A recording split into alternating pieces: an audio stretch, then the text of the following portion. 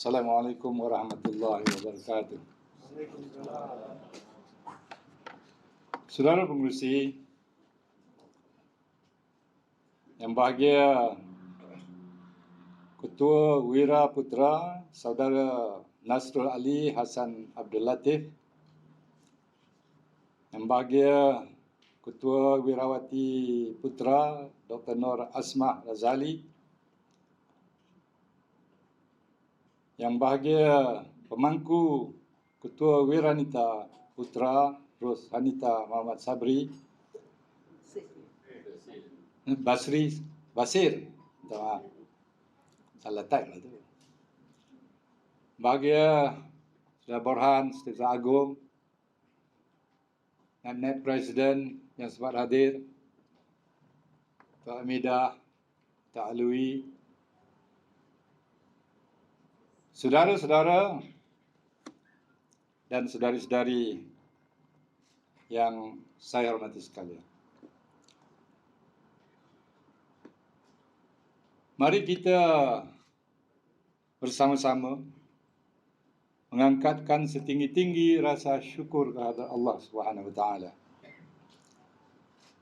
Kerana dengan izinnya jua dapat kita berkumpul di dalam sidang perwakilan pertama Said Putra. Kehadiran saudara-saudara dan saudari-saudari ini merupakan satu lakaran sejarah di persada politik tanah air. Saya minta saudara-saudara tepuk kayak diri sendiri. Sejauh mana dan setakat mana saudara-saudara dan saudari-saudari dapat mewarnai perubahan politik tanah air banyak bergantung kepada kesediaan saudara-saudara dan saudari-saudari untuk mengharungi pelbagai ranjau di sepanjang perjuangan itu.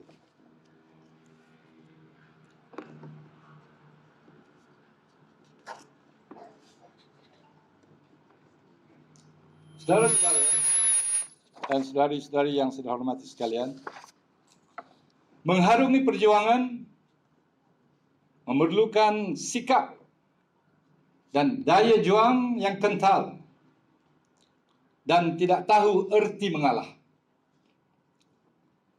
Sikap demikian bertambah penting kerana saudara-saudara dan saudari-saudari mewakili generasi muda negara ini.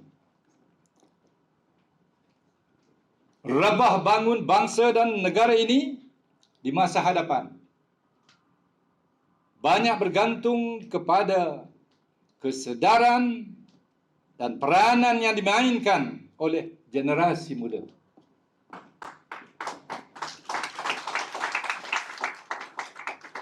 Saudara-saudari semua kena memberikan pendedahan dan penerangan-penerangan yang berkesan kepada generasi muda tentang erti dan makna penglibatan mereka dalam politik tanah air. Wira-wira putra mesti mengasah bakat masing-masing dan melentur watak dalam usaha menarik minat generasi muda supaya terlibat dan committed di arena politik tanah air ini. Ini bertambah penting bila mana had umur mengundi mungkin diturunkan kepada 18 tahun. Mereka perlu didorong, mereka perlu dirangsang kerana apa jua perkembangan yang berlaku dan keputusan yang dibuat akan melibatkan diri mereka dan masa depan mereka, generasi muda. Generasi muda tidak boleh membiarkan orang lain ataupun kumpulan-kumpulan yang boleh merosakkan bukan sahaja mereka, tetapi juga masa depan bangsa dan negara yang membuat keputusan untuk mereka. Nenek moyang kita telah memerdekakan tanah air yang dijajah ratusan tahun bersilih ganti dan membangunkannya untuk dinikmati oleh anak cucu cicit mereka. Kini ada gulungan yang sedang rancak untuk mengubah perkara yang hak kepada yang batil. Saya mau wira-wira putra mesti bangun dan bangkit di barisan hadapan dengan suara yang lantang untuk mempertahankan hak untuk Melayu dan Bumi Putra dan menentang perkara-perkara batil ini. Perkara-perkara batil ini dicanangkan oleh gulungan-gulungan yang tidak tahu mengenang budi dan berterima kasih kepada pengorbanan orang Melayu di bumi Melayu ini. Saudara-saudara dan saudari-saudari yang saya hormati sekalian, Putra ini merupakan sebuah parti politik yang baru ditubuhkan. Kita baru menapak dan belum mampu untuk berlari. Sayap-sayap Putra mesti bergerak seiring dengan putra induk dalam usaha mengokohkan dan menguatkan lagi parti ini. Sayap-sayap boleh berbincang dan membuat keputusan, tetapi perkara-perkara yang melibatkan dasar-dasar parti perlu dikemukakan kepada Dewan Tertinggi untuk dimuktamadkan. Keberkesanan Putra banyak bergantung kepada wujudnya suatu jentera parti yang kemas, kuat, dengan aktiviti-aktiviti yang jelas untuk meyakinkan rakyat, terutama sekali generasi muda, tentang hala tuju parti. Tentang hala tuju parti membaiki kekuatan bangsa dan imej. Sebelum melangkah lebih jauh, saudara-saudari semua perlu memahami betul-betul mengenai matlamat perjuangan parti dan menerangkannya kepada rakyat, dengan harapan rakyat faham, menerima dan menyokong perjuangan parti kita. Langkah pertama ialah untuk mengenal kekuatan dan kelemahan diri kita dan parti kita. Asas ke arah kekuatan itu sudah ada bila bahagian-bahagian dan sayap-sayap sudah ditubuhkan. Apa yang perlu dibuat ialah untuk membina dan menguatkan asas-asas itu. Oleh itu, wira-wira putra perlu berfikir secara matang, merancang dan melaksanakan pelbagai aktiviti di bidang politik, ekonomi, sosial, dan lain-lain yang boleh dilihat, dinilai, dan dinikmati hasilnya. Saudara-saudari, saya nak tegaskan kepada saudara-saudara dan saudari-saudari semua bahawa Putra berjuang tanpa apologetik dan retorik. Wira-wira Putra mesti berjuang tanpa ragu dan takut untuk mengharungi dan mengatasi gelora politik tanah air. Wira-wira putra mesti dilihat sentiasa terapung untuk menarik minat rakyat, terutama sekali generasi muda, tentang ke arah mana dan bagaimana berjuang untuk kepentingan Melayu dan Bumi Putra. Wira-wira putra mesti fly like a butterfly and sting like a bee, seperti yang diungkapkan oleh juara tinju dunia Muhammad Ali, Allahyarham. Mujur lalu melintang patah, putra dan wira-wiranya mesti bergerak sederap dengan yakin dan berkesan. Wira-wira putra mesti bersuara dengan lantang dan membentuk imej yang dihormati dan disegani oleh kawan dan lawan. Saudara-saudara dan saudari-saudari sekalian, Persekutuan Tanah Melayu yang dikenali sebagai Malaysia sekarang biasa lalui gelora politik seperti keganasan komunis, konfrontasi dan 13 Mei.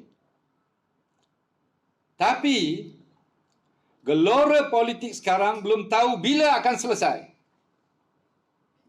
Punca utamanya ialah wujudnya politik yang tidak stabil dan kerajaan yang lemah. Orang politik sekarang tidak seperti dahulu lagi. Orang politik sekarang sudah boleh dijual beli. Kerajaan yang dipilih boleh tersungkur disebabkan permainan politik kotor ini. Kerajaan yang lemah itu pula dibayangi oleh pelbagai perbuatan salah laku dan korupsi.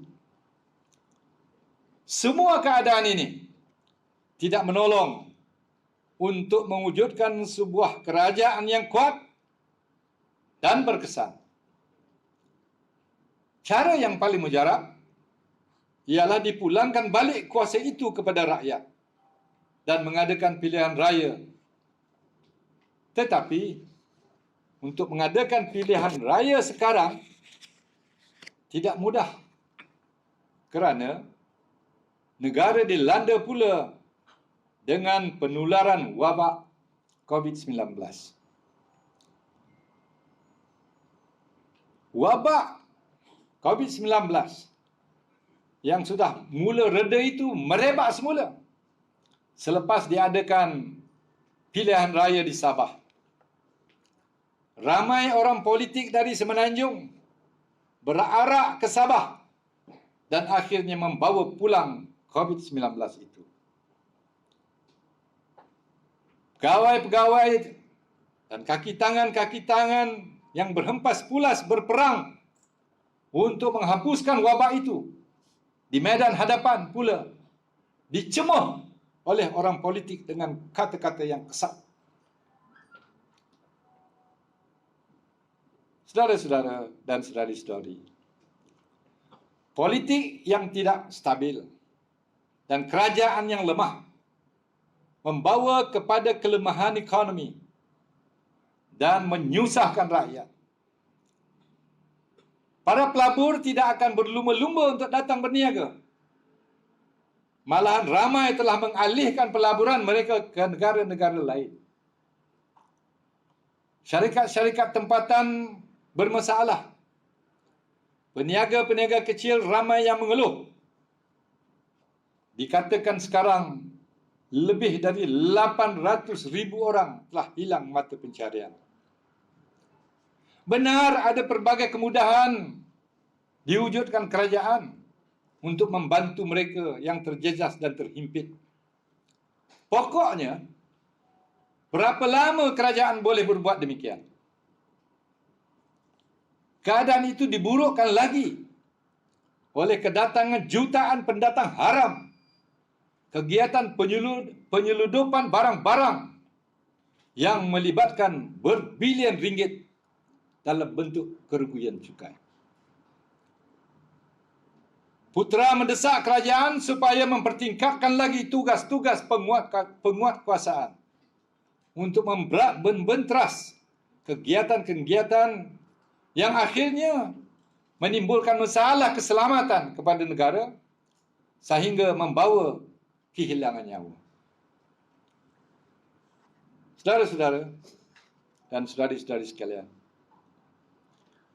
kerajaan yang ada sekarang ini telah ketengahkan satu slogan yang dipanggil kemakmuran bersama.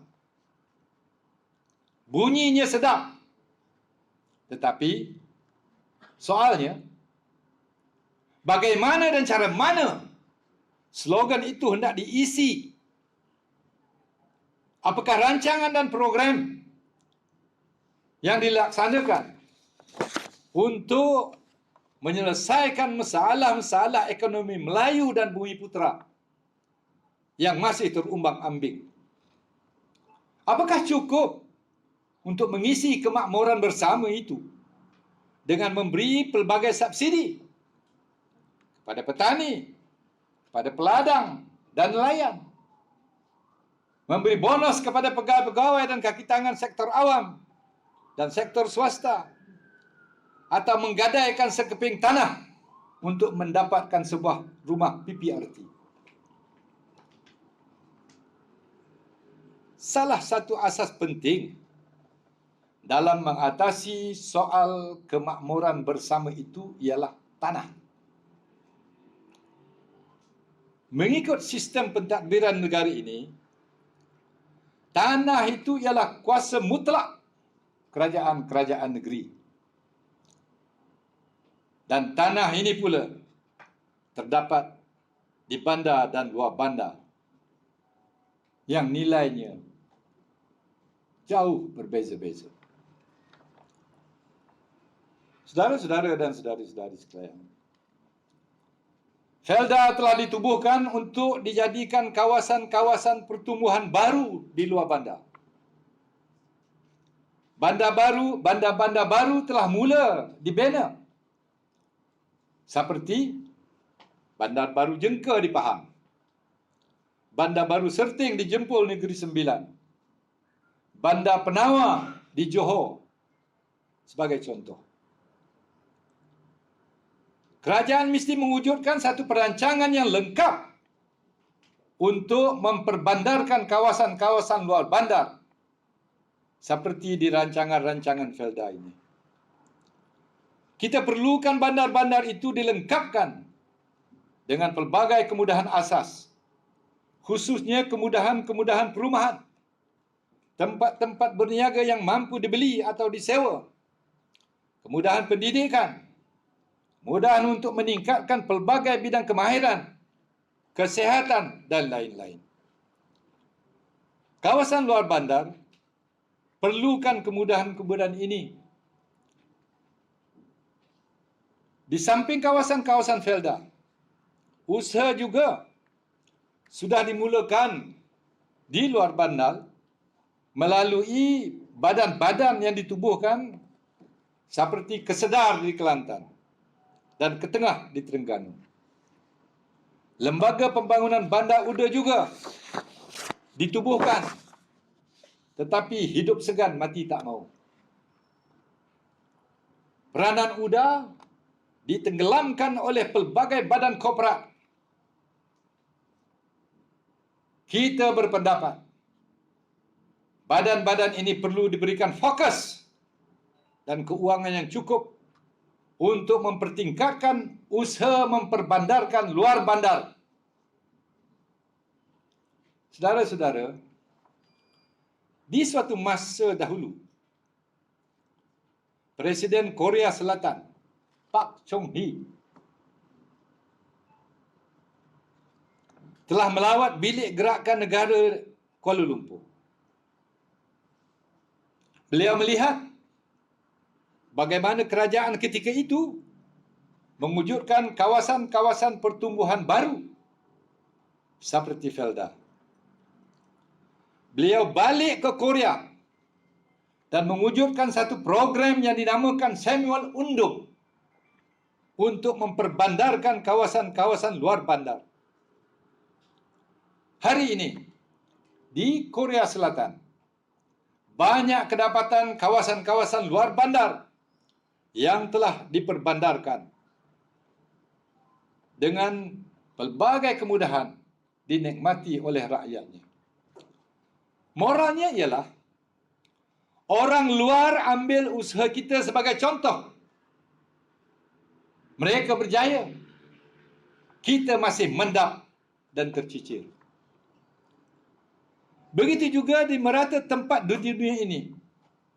Kawasan-kawasan pinggir bandar dan luar bandarnya yang dipanggil suburbs didiami dan dilengkapi dengan pelbagai keperluan. Di Malaysia kita, kemudahan jalan raya berselirat. Bandar Muktafil Billah di Ulu Terengganu berhampiran dengan Tasik Kenyir. Bandar Muazzam Shah di Pahang berhampiran dengan Tasik Chini. Dan pekan-pekan kecil di Ulu Kelantan boleh dipertingkatkan lagi pembangunannya. Usaha memperbandarkan kawasan-kawasan luar bandar ini sudah pasti boleh memberikan nilai yang lebih tinggi kepada harga tanah-tanah tersebut dan menambahkan pegangan orang-orang Melayu dan Bumiputra. Ianya juga boleh mengelakkan anak-anak muda dari berhijrah ke bandar-bandar besar seperti Kuala Lumpur dan lain-lain. Sayap-sayap putra boleh memainkan peranan untuk mendesak kerajaan supaya mengadakan satu perancangan strategik ataupun blueprint untuk mencapai hasrat mengubah wajah kawasan-kawasan luar bandar dan membolehkan Melayu dan Bumiputra menikmati apa yang dinyatakan sebagai kemakmuran bersama itu. Saudara-saudara dan saudari-saudari yang saya hormati sekalian, tanah simpanan Melayu yang sepatutnya ada 50% sudah tinggal 12% sahaja. Undang-undang mengatakan bahawa tanah simpanan Melayu yang diambil untuk pembangunan wajib diganti. Putera dan sayap-sayapnya mesti mendesak supaya tanah simpanan Melayu itu diganti segera. Putera menyokong badan-badan bukan kerajaan yang memperjuangkan isu ini. Sekiranya perlukan kepada pindaan undang-undang untuk mencapai matlamat tersebut, maka kerajaan mesti berbuat demikian. Kalau tidak ada kawasan di dataran bawah, gantikan tanah itu dengan kawasan-kawasan bukit, bukau dan gunung gadang. Suatu ketika dahulu, waktu tanah Melayu dijajah, kawasan-kawasan gunung gadang menjadi tumpuan Mak Saleh. Kalau tidak, bagaimana boleh ada Penang Hill, Maxwell Hill, Cameron Highlands, Fraser's Hill,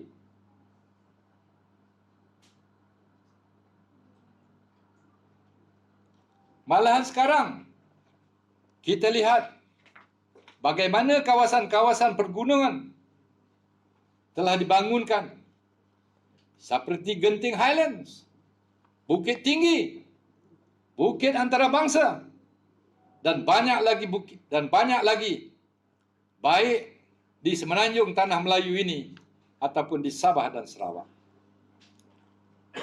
Biar keturunan Melayu akan datang duduk di kawasan pergunungan yang lebih selesa dan kawasan daripada kawasan bandar sekarang ini yang sudah menjadi hutan batu bata, sesak dan udaranya kotor.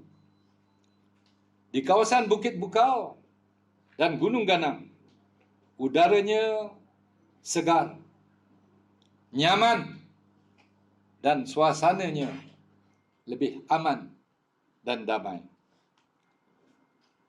Saudara-saudara dan saudari-saudari sekalian, satu lagi bidang yang perlu ditingkatkan kemajuannya untuk mencapai apa yang dikatakan kemakmuran bersama itu ialah di bidang gerakan koperasi. Kini terdapat lebih daripada 14,000 buah koperasi dengan keahliannya kira-kira 6 juta orang. Sebahagian besar daripada koperasi ini berada di kawasan-kawasan luar bandar. Tumpuan perlu dipertingkatkan untuk memajukan lagi gerakan ini demi Melayu dan Bumi Putra. Dan itulah sebabnya di dalam Parti Putra kita ini telah ditubuhkan sebuah koperasi yang diberi nama Ko Putra Berhad.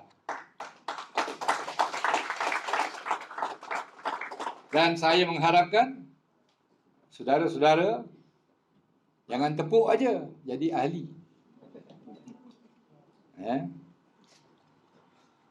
Saudara-saudara dan saudari-saudari yang saya hormati sekalian, saya ketengahkan soal-soal membaiki kekuatan bangsa, mengenal kelemahan, mengharungi gelora politik yang tidak menentu, dan mengisi kemakmuran bersama ini sebagai contoh-contoh untuk membolehkan kita bersama berfikir dan bertindak untuk mengisi matlamat perjuangan putra, membela untung nasib bangsa Melayu dan Bumi Putra di buminya sendiri. Saya harap saudara-saudari akan mengambil tindakan-tindakan yang wajar di bahagian masing-masing. Saya yakin saudara-saudari punya kemampuan untuk berbuat demikian. Saudara-saudara dan saudari-saudari yang saya muliakan, Allah Subhanahu wa taala telah berfirman, "Wal takum minkum ummatun yad'una ilal khair wa ya'muruna bil ma'ruf wa yanhauna 'anil munkar wa ulaika humul muflihun." Maknanya, hendaklah ada di antara kamu sekumpulan orang yang bekerja ke arah kebaikan dan kebajikan. Sesungguhnya mereka itulah orang-orang yang berjaya.